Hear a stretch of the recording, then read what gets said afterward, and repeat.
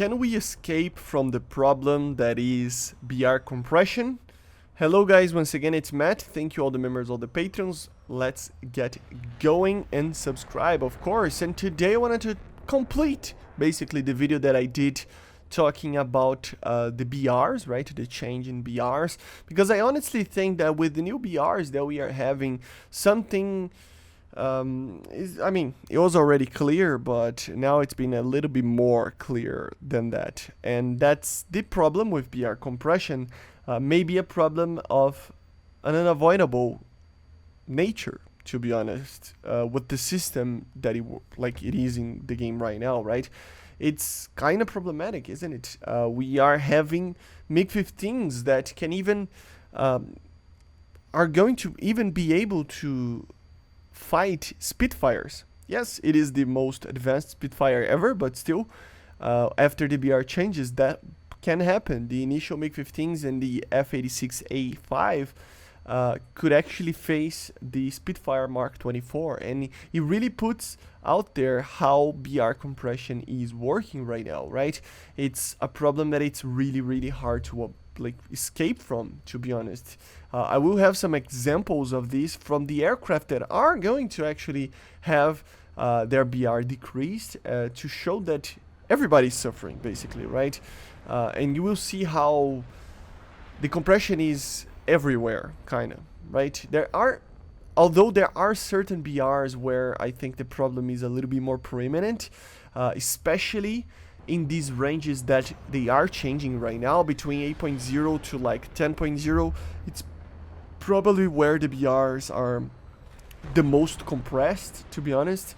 You jump from having a full 4 ranks of aircraft in a time frame of what, not even 10 years, and then you jump from having that, which is kind of okay in the sense of, you know, BR spread, to having these aircraft that you are seeing on the screen right now, the MiG-17s and stuff.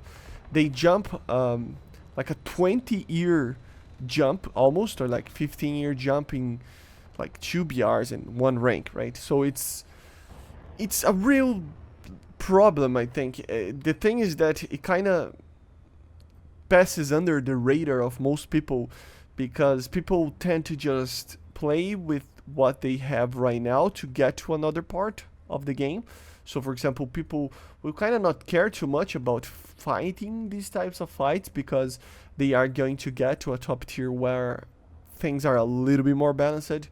So you kind of are okay, right? And you kind of don't care for the average player. But the problem is still there, and it will remain there until we see certain changes done to the game.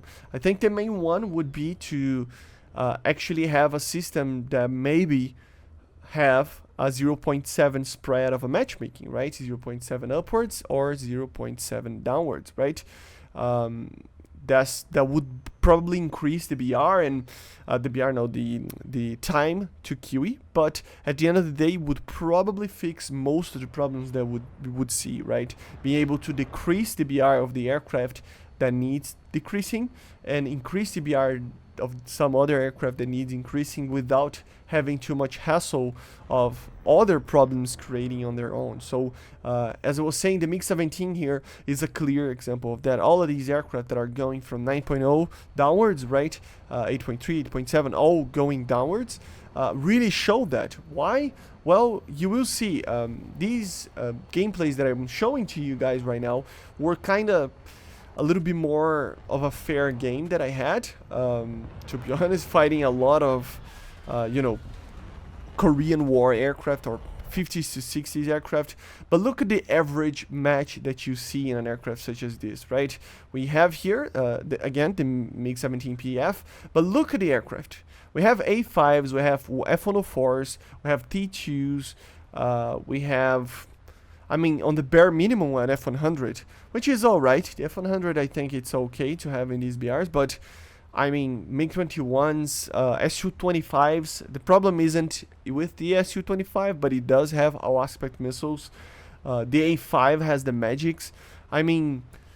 And you see this happening every single match. It's actually hard to play with these aircraft sometimes, depending on the time you are and the luck you have with the matchmaking. You face these matches every single time you are playing, which means that a lot of people are facing the same problem, right? And it's just you kind of have your hands tied, right? You can do well if you know what you're doing and attack specific targets. What I was trying to do is basically just ignore all the targets that were not old, like my aircraft. But as you saw, there is always something with a MatAWG, with an R60M, with an A9L that will eventually get me. And that's the funny part, is that you don't even have the speed or sometimes not even the turning capability of winning against these aircraft. Can you do well? Again, you can do well, but you have to be really, really smart about it. And like, once you start to see kind of a pattern of having to really, really think about your gameplay to actually just stay alive and not die and get 1 or 2 kills, it means that the game is too hard for that aircraft. It means that the BR is too high for the aircraft. And okay, fine, they are moving this particular aircraft and a lot of those to a lower BR. Fine, that's great, right? Okay, that's amazing. But remember, a MiG-17 PF will face lower tier aircraft. It will face actually 7.7 aircraft, which means they can face something like an F-84, right? What can an F-84 really do against a MiG-17 PF?